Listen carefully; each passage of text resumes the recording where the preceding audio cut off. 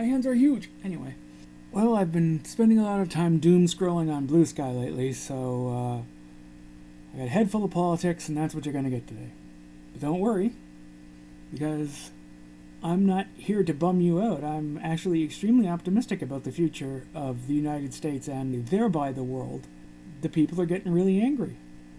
And I'm not just talking about blue state people. I'm not just talking about Democrats.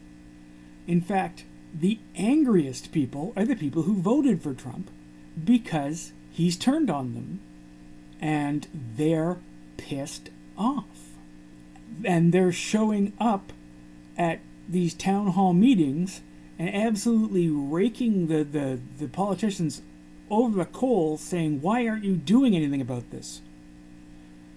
Because it doesn't matter that they voted for this guy. In fact, that's why they're mad. They voted for him without thinking he was actually going to hurt them. What they are is a victim of a con man. They fell for Trump's one legitimate genius superpower ability, which is to make people trust him, even people who should know better.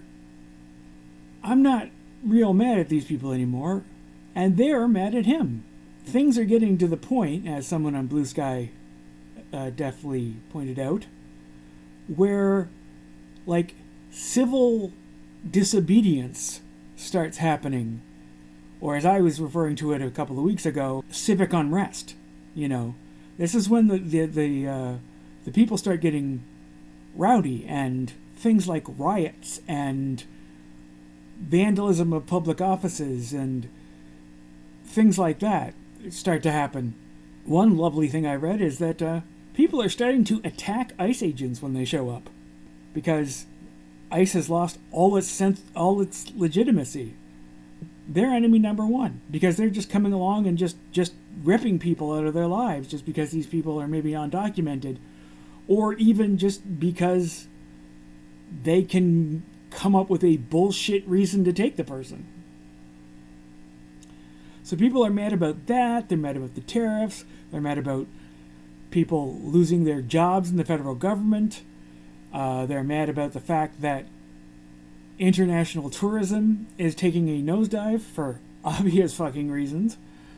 They're mad about Elon. They're mad about all these government services that they're losing. And it's gonna start having an effect.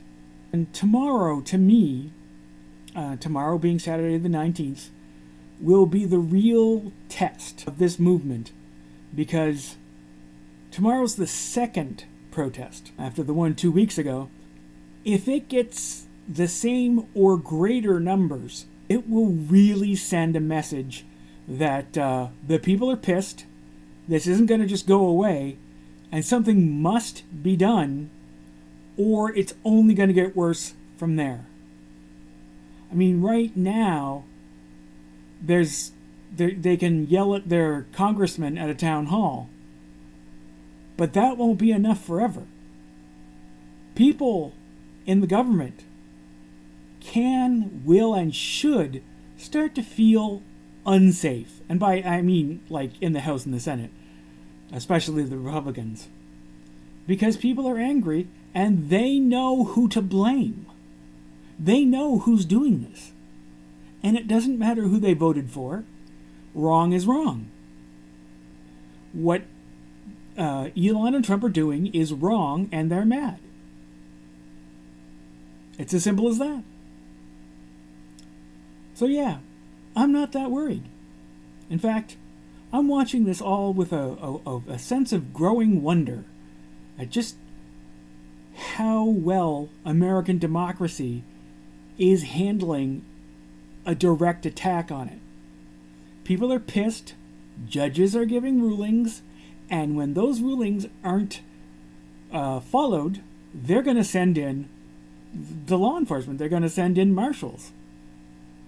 I mean, one judge is very close to declaring Trump and his cronies to be in contempt of court.